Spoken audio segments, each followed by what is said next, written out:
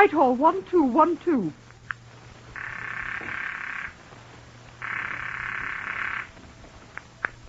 This is Scotland Yard.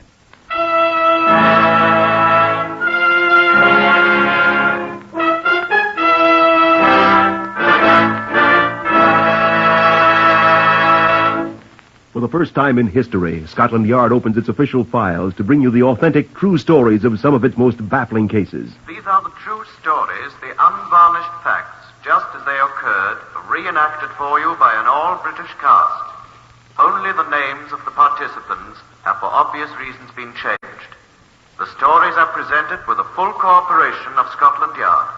Research on Whitehall 1212 is from Percy Hoskins, chief crime reporter of the London Daily Express. The stories for radio are written and directed by Wyllis Cooper. Now, here is Chief Superintendent John Davidson of Scotland Yard, the curator of the famous Black Museum, to brief you on case number 330220.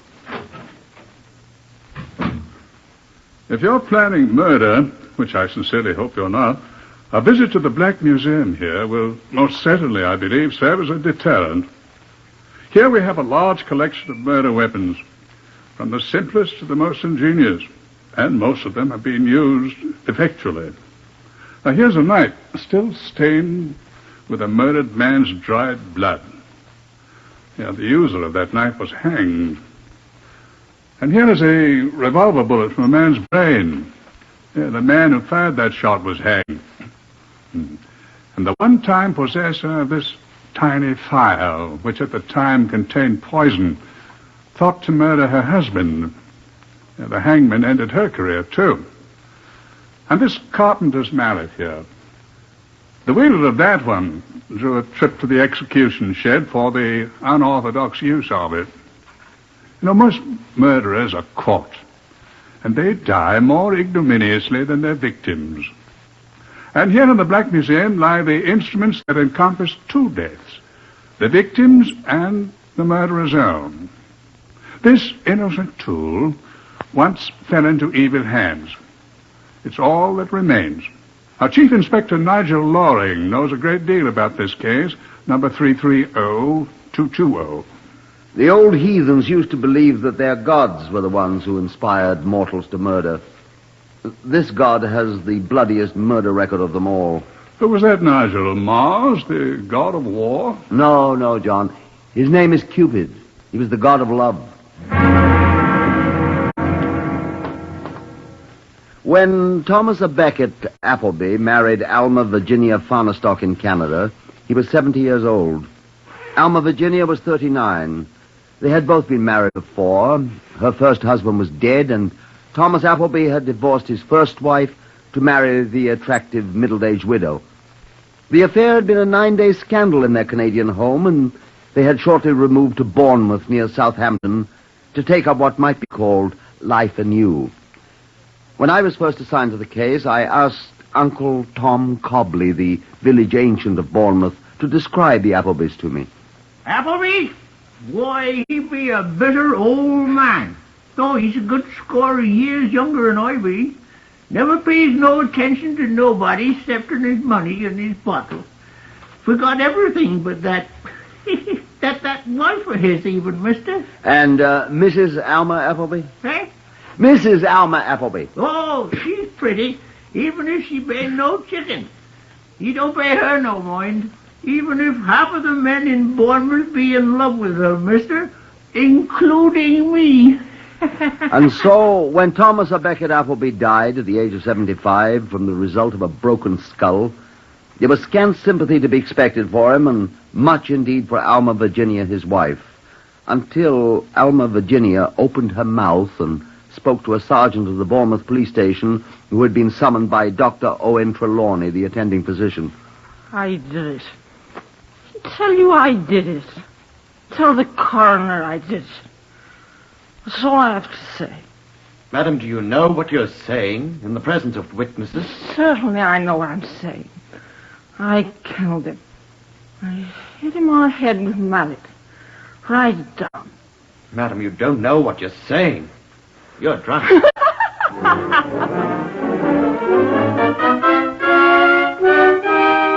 I was assigned to the case the following day.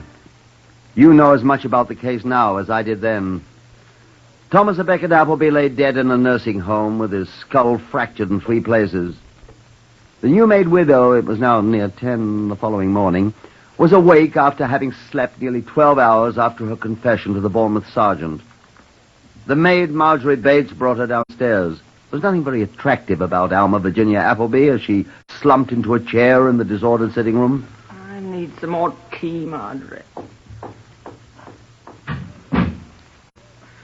Scotland Yard, eh? Yes, Mrs. Applebee. Well, I was hoping you'd care to amplify the statement you made last night, Mrs. Applebee. statement. About your husband's death, Mrs. Applebee. Marjorie! Oh. Are you ever going to bring that tea? I was hoping you'd care to amplify that statement, Mrs. Applebee. How? We are wondering how your husband was murdered. Oh, I don't know. All All I know is I heard a noise. I came downstairs and turned on the light. And he was sitting in his easy chair, all bloody. Here's the tea. You better pour the detective some too, Marjorie. Oh, good. Oh, that's good. Thank you. Then I'm to understand, Mrs. Applebee, that you say he had already been struck when you saw him first. Oh, bloody dreadful. Poor Tom. I might point out that statement hardly accords with the statement you made last night, Mrs. Applebee. Did I make a statement last night? You did, madam. To whom? To Sergeant Milton of the Bournemouth Police. I don't remember it. I wonder... I was so shocked by the sight of poor old Tom. He'd been drinking as usual, and I picked up the bottle and just swilled down a great drink myself. I drank a great deal, honestly. I don't remember. Perhaps I said something When you were drunk, madam? What did I say? You said that you had murdered your husband. I said I murdered him. It's in the Sergeant Milton's report. Well, I said I killed my husband. You did? Why, then... Oh, I did. You come to take me to the jail. Well, I'm quite ready. Marjorie, fetch my cloak. Marjorie, bring my cloak, I said. I'm going to jail. But, look here, Mrs. Applebee. What's going on here? I say, what's going on here? Quite all right, George. It is not all right. Who is this man? Who are you, fellow? I think I might ask the same question of you, young man. Now, don't come that on me. Is he annoying you, Aunt Alma? I'm Chief Inspector... This is Chief Inspector. I'm afraid I've forgotten your name. Loring, Scotland Yard. Oh, you are you? And what are you doing here? We've had enough policemen. May I ask who this young man is, Mrs. Applebee? This is George Evans, Chief Inspector. George has been our chauffeur. George is... Your nephew, I gather? I am not. George has been almost one of the family. And it's my duty to protect you. Well, where's he taking you? Were you here last night, young George? When old Tom was killed by that burglar. Is that the way it was? He was drunk, as usual. Answering your question, I was out in the garage working on the car, mister. George didn't know anything about it till he heard me scream when I found Tom sitting there all bloody. Dead. I didn't know he was dead when you found him, Mrs. Applebee. He was... I thought you said you killed him. What? Oh, that's right. I did kill him. I'd forgotten. You did not. I did. You did not, Alma. She Yes, couldn't. I did. She says she did, young man. Well, she didn't. I did, George. I swear I You did. did not, Alma. I'm sorry, Mrs. Applebee. I detain you on suspicion of having been involved in the murder of Thomas Becket Applebee. No, I tell you. And I must warn you that anything you say will be taken down in writing and may be used in evidence. Very well, sir. Alma. Be quiet. Then I say that I alone am responsible for the death of my husband. I alone murdered him. But it's not... Let me be, George. I did it. Now, if you're ready, Chief Inspector. Aren't you going to kiss me goodbye, George? The boy, George Percy Emmons, insisted upon accompanying Alma Applebee and me, but there was nothing for it. He had to stay behind. Mrs. Applebee wept copiously as they parted, and it was with some difficulty that the maid, Marjorie, and I were able to separate them. I glanced at young George as I closed the car door. I was a little surprised to discover that he, too, was whimpering, like a puppy left behind, and his eyes were overflowing with childish tears. I was faintly revolted at the sight of this great hulking mooncalf's behavior, and I'm afraid I spoke my mind. Bawling like a blasted baby, I said. Poor George is a baby. Poor lamb's only 18 after all. Only 18, I thought. If I'd bawled like that when I was 18, I'd have had my trousers well booted. It'd help this great larrikin, too, I thought. Poor George. He's so sweet. I glanced at her curiously, I suppose. I've seen a look like that on a woman's face before. Motive. The back of my mind said to me, motive. Inattentive, grumpy, 75-year-old husband, I thought. Handsome, attentive, 18-year-old boy, and then I remembered that unmanly blubbering, that squalling like a spanked baby, and I was ashamed of myself. And when she spoke again... My baby died when he was 2. I keep thinking of George as my baby boy. But the love in her eyes when she turned to me, I thought uneasily, wasn't exactly the kind of love one has for a son. According to the judge's rules, one may not ask questions of a person who has been charged, except to clarify any statements made. There was no need to ask Alma Applebee any questions. Yes, I killed him. Yes, I had a reason. Reasons, rather. Tom was old and ill. He was always in poor spirits. He worried about money. He worked hard all his life, and now his savings, he thought, were being spent. He knew he could never get any more money. He was an old man. He was afraid of dying, but he constantly talked suicide. He always sat alone in the sitting room and drank. Every night. Half a bottle every night. It's very simple. I couldn't stand it any longer. I'm not a young woman, but I'm not unattractive either, am I? I had a hard life, too. I deserve another chance, don't I? Tied to an old man. A sick old man. A drunken old man. A worried old man who constantly threatened to kill himself. He'd be better off. And I thought I'd be better off. He didn't know it. He didn't know anything. He was sitting there in his chair, drunk, like he was every night. So he wanted to die. I'd grant his wish. I'd be free. People would think a burglar or a tramp did it. So I picked up his bottle. I had to steel myself, didn't I? Yes, I drank. I drank quite a lot. He was sitting there staring at nothing at all as I drank out of his bottle. So I went out and got the mallet. George wasn't there. He didn't know anything about it. He was in the garage working. And I took the mallet and I hit Tom on the head. Just once I hit him. He didn't move or cry out or anything. I just smashed him once and he died. Then? And I'm afraid I drank the rest of Tom's whiskey. That's all I remember. No, I don't remember telling anyone I'd murdered him. But I expect I must have, because I did kill him, you know. I'd been thinking about it a long time, you know, and this time I made up my mind to it. I would do it, and I did do it. He died very easily. Just one smash with the mallet, and it was all over. He didn't even know it. And I feel he died happy. I'm sorry for him. I did rather like him, but... Well, that's the whole story. All of it.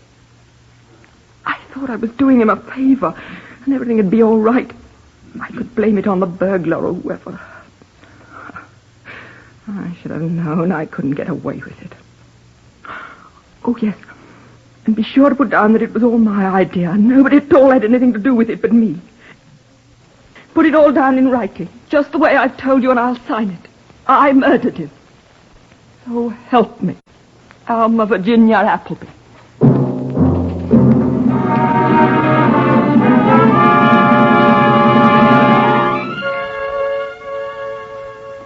That was the gist of what she told the examining magistrate of Bournemouth, who accordingly remanded her for trial at the Southampton Assizes later in the month.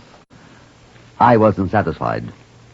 John Davidson, the Black Museum man, he was plain superintendent then, was in Bournemouth visiting his great-aunt who was afflicted with sciatica. John, having escaped the ailing aunt for a morning, had attended the examination. Afterwards, he and I repaired to the nearest pub. John was not happy. None of my business, Loring, but that woman's lying. She lied about the number of times old Tom Applebee was tapped on the head with a mallet. The doctor said 3 times. She insisted it was only once. Well, she was pretty drunk. Granted. So let's have some more pig's ears, shall we? Right. Miss, 2 of the same, please. Right, sir. Granted that she has made a mistake there.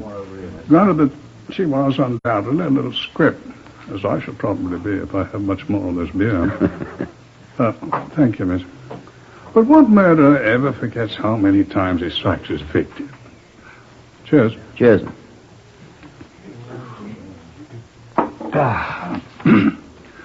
More than meets the eye, say I. Oh, that's the way I feel, too. Call me down here from Scotland Yard. First thing that happens, the woman confesses. Confessed the Bournemouth policeman before, didn't she? While she was drunk. She a drinking woman? Apparently not. Dr. Trelawney told me old Applebee did all the drinking in the family. So at the risk of sounding like a fool, I say that circumstances alter cases. Well, murdering one's husband can be said to be something of a circumstance, sir. Well,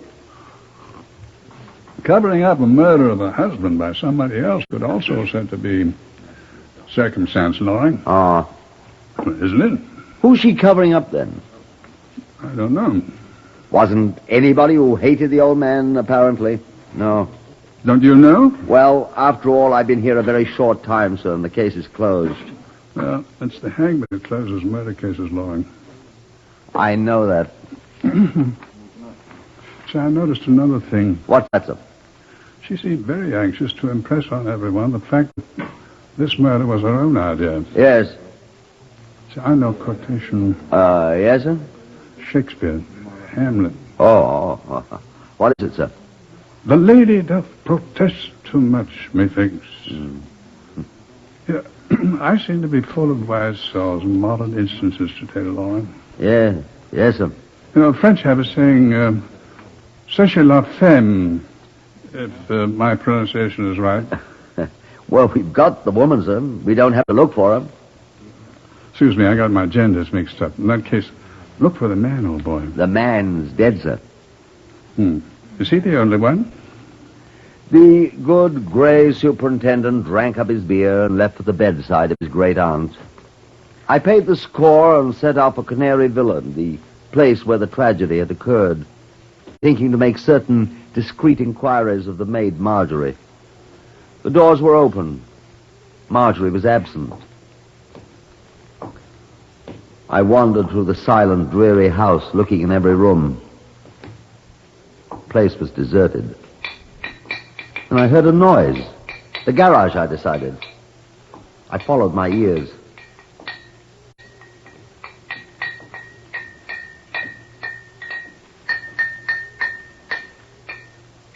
I watched young George for quite a while before he discovered me. What do you want?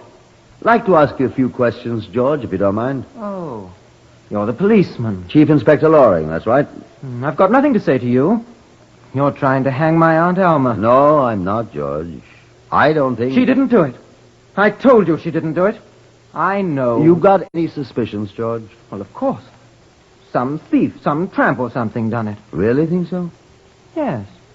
I don't think a tramp did it. Well, she didn't do it. I'm sure of that. Can you prove that, mister? Frankly, no. Look, George, I have an idea it was someone that didn't like Mr. Applebee. Who?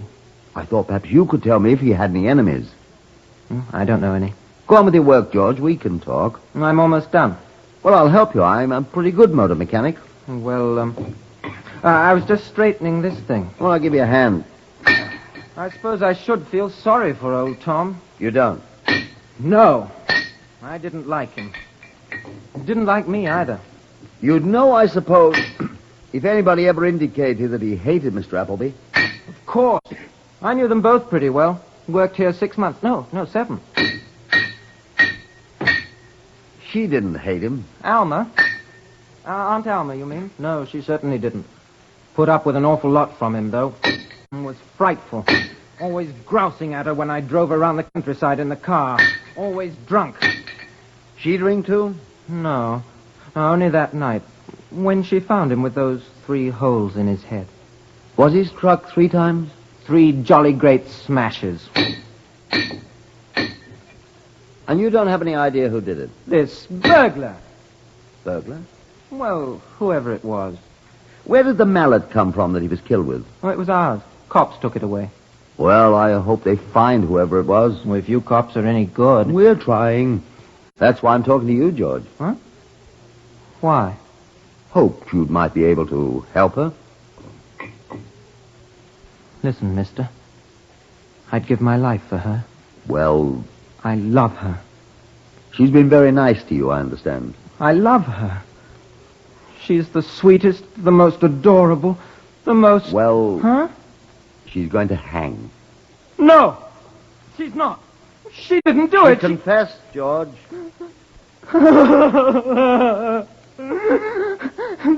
They won't let me see her. Now, George.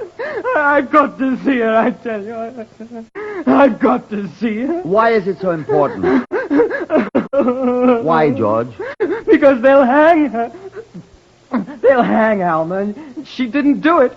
She didn't murder Tom, and they're going to hang her for something she didn't do. But what good will it do for you to see her? I'll tell you what good it'll do. I know who did it. I know, I tell you. Do you hear me? I know who killed Tom Applebee. Who? I know who murdered him, and so does she. I've got to talk to her, or they'll hang her.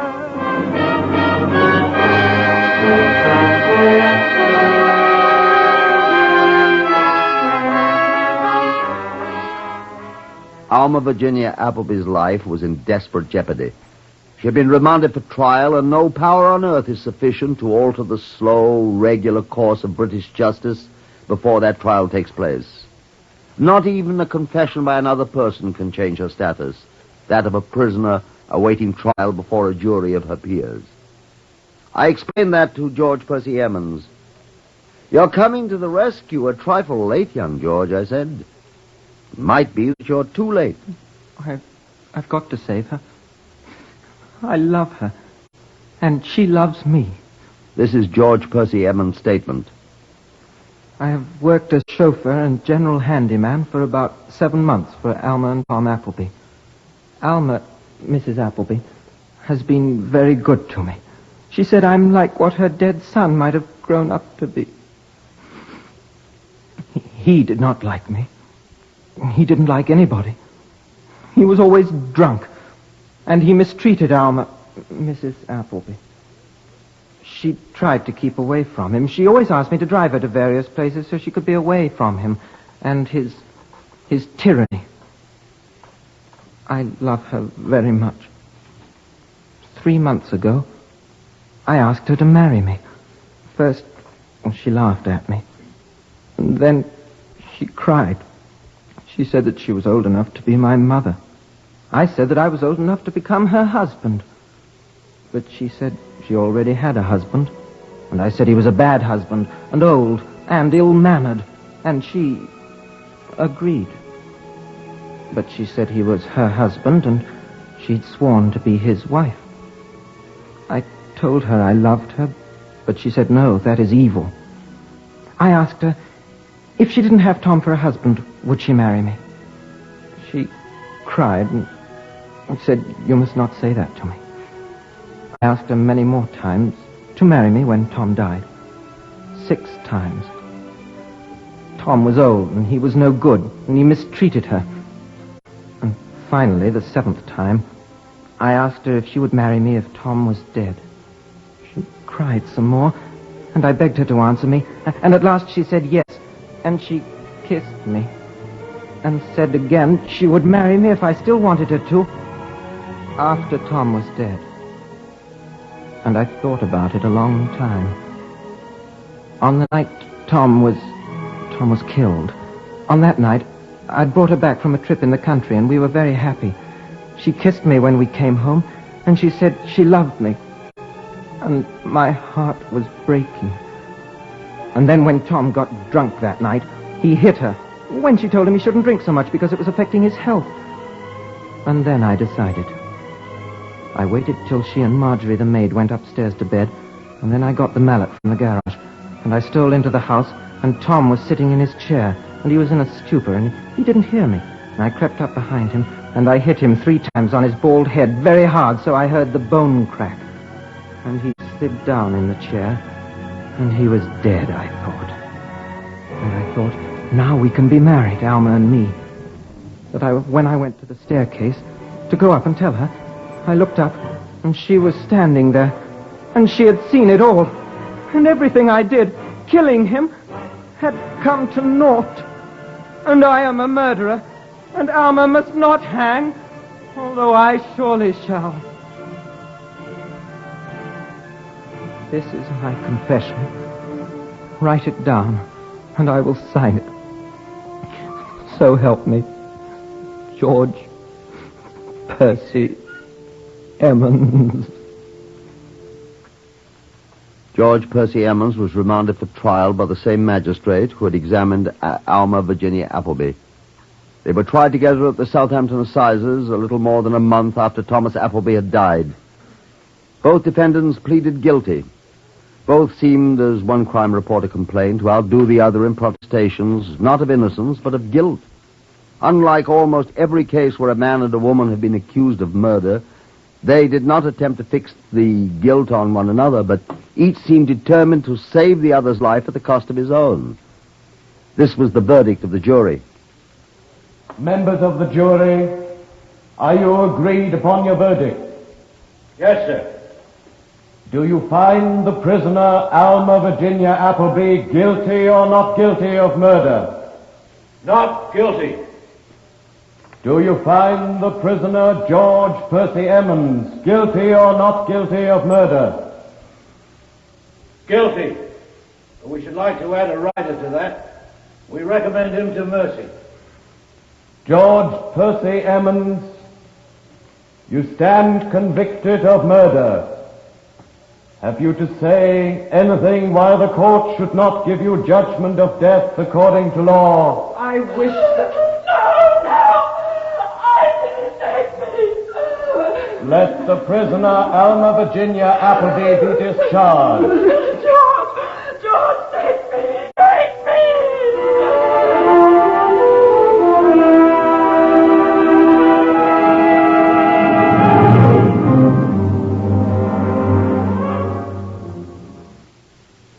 And so they hanged 18-year-old George Emmons.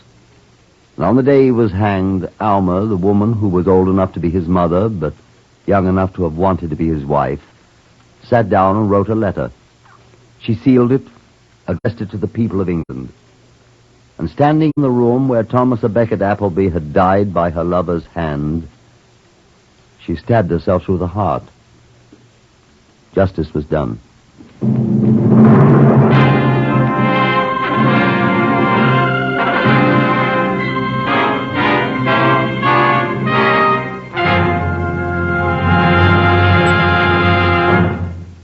You have heard another in the series Whitehall 1212, compiled from the official files of Scotland Yard. Research on Whitehall 1212 is by Percy Hoskins of the London Daily Express. The stories for radio are written and directed by Wyllis Cooper.